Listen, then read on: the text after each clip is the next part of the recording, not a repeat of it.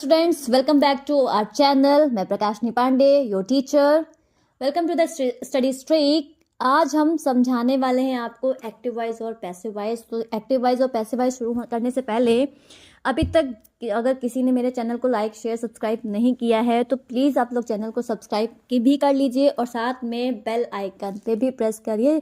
जिस तरह मैं आपको वीडियो बनाकर डालूंगी तो आपको नोटिफिकेशन भी मिल जाएगा इंस्टेंट मोमेंट पे।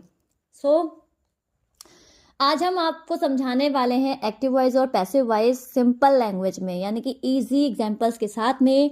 तो चलिए बिना टाइम वेस्ट किए स्टार्ट करते हैं। सबसे पहले तो आप हमें बताइए कि वॉइस क्या होता है। What is voice? पार्ट है जो बताता है कि सेंटेंस में एक्शन कौन करता है और एक्शन किस पे होता है। ठीक है, यानी कि जब सब्जेक्ट एक्शन करता है तो एक्टिव वॉइस होता है और जब सब्जेक्ट पर एक्शन होता है तो उसको कहते हैं passive voice. I am repeating again, जब हमारा सब्जेक्ट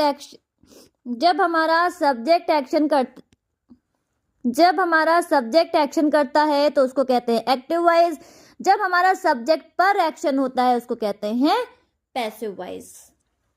ठीक है, तो सबसे मेन क्या है, जब हमारा कोई भी वॉइस एक ग्रामर का पार्ट जो बताता है कि सेंटेंस में एक्शन कौन करता है, उस एक्शन को किस पे किया जाता है या किस पे होता है, उसको एक्टिव वॉइस और पैसिव वॉइस कहते हैं, यानी कि उसको वॉइस कहते हैं। ठीक है, एक्टिव वॉइस किसको कहते हैं? इसमें सब्जेक्ट खुद एक्शन करता है। मतलब जो हमारा सब्जेक्ट है, सब्जेक्ट आपको पता है ना, जैसे नाउन प्रोनाउन जो हमारा सब्जेक्ट होता है, सब्जेक्ट एक खुद ही एक्शन करता है। यानी कि यहाँ पे एग्जाम्पल आप लोग देखिए, फॉर्मूला लिखा हुआ है subject plus verb plus object. ठीक है, कहा है राम ईट्स मैंगो, तो यहाँ पे एक्शन कौन कर रहा है? राम कर रहा है। कौन एक्शन कर रहा है? राम एक्शन कर रहा है। ठीक है, यानी कि सब्जेक्ट खुद एक्शन करता है, उसको एक्टिव वॉइस कहते हैं। ठीक है, she is writing a letter. Letter कौन लिख रहा है? शी लिख रहा है। कौन लिख रही है? She is writing a letter. She जो है लेटर को लिख रही है। द टीचर टीचर्स स्टूडेंट, यहाँ पे कौन कर रहा है? टीचर। कौन कर रहा है? टीचर। तो ये क्या है? हमारे एक्टिव वॉइस, जहाँ पे सब्जेक्ट खुद ही अपना काम कर रहा है, सब्जेक्ट जो है मेन खुद एक्शन करता है, उसको कहते हैं एक्टिव वॉइस। तो क्या कहते हैं? Active voice. ये रूल है, subject plus verb plus object. अब हम अगर पैसिव वॉइस की बात करते हैं तो जो पैसिव वॉइस है उसको क्या कहते हैं? पैसिव वॉइस मेन सब्जेक्ट पर एक्शन होता है। अब पहले हमने क्या पढ़ा था, जो एक्टिव वॉइस है वो खुद एक्शन करता है, बट पैसिव वॉइस क्या है?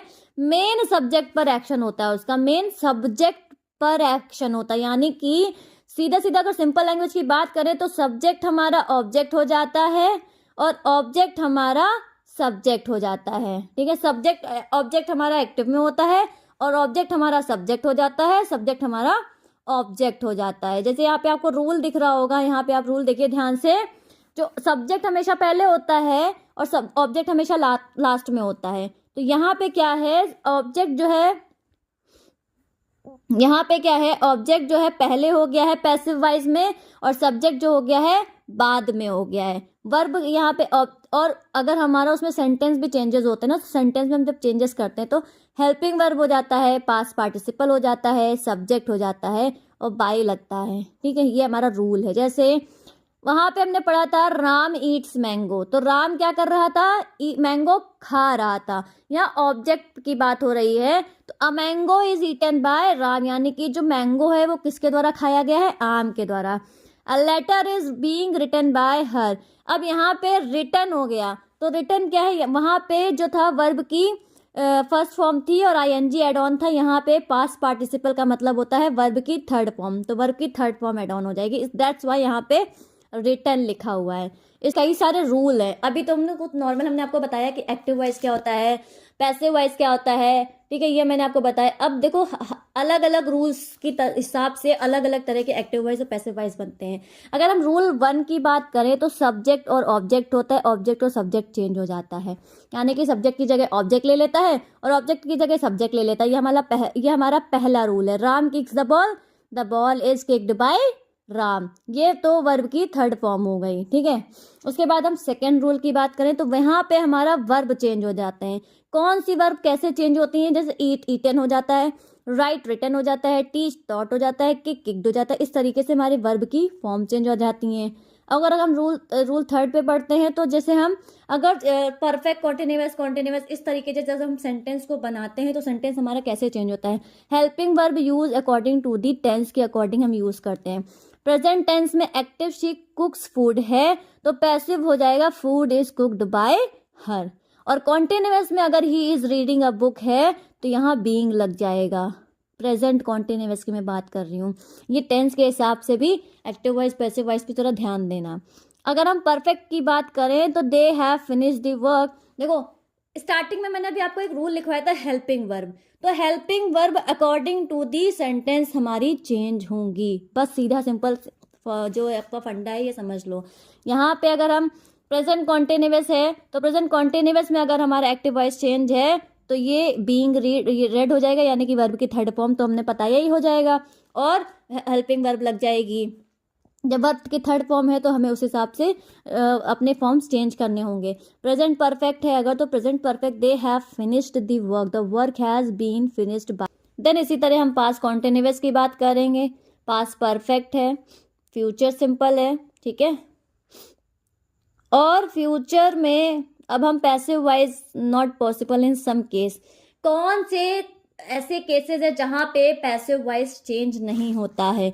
तो कुछ हमारी फॉलोइंग वर्ब्स ऐसी हैं जिनके केस में हम पैसिव वॉइस को इस्तेमाल नहीं करते। जैसे हैव है, belong to, consist of, resemble या लाइक। जैसे अगर हमारा सेंटेंस बना अगर हमारा ये सेंटेंस बना आई हैव अ पेन तो ये पैसिव वॉइस में चेंज नहीं होगा। This is not change in passive voice.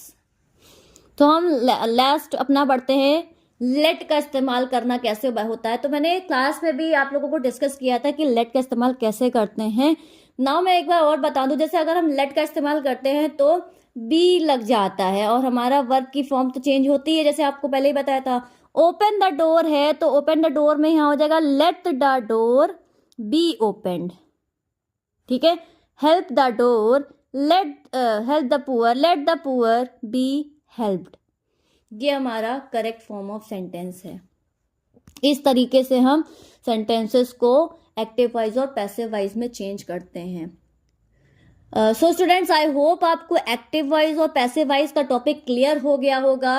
अगर आपको और ग्रामर टॉपिक्स चाहिए तो कमेंट में बताइएगा, ठीक है। और अगर एक्टिव वॉइस और पैसिव वॉइस में कोई और डाउट है किसी पॉइंट पे या किसी जगह पे तो आप कमेंट सेक्शन में बताइए। मैं दोबारा से वीडियो भी बना दूंगी और क्लियर कर दूंगी एक एक पॉइंट को। अभी आप इसलिए इसको पढ़ लीजिए क्योंकि आपके एग्जाम्स आने वाले हैं, तो be prepared for the exams.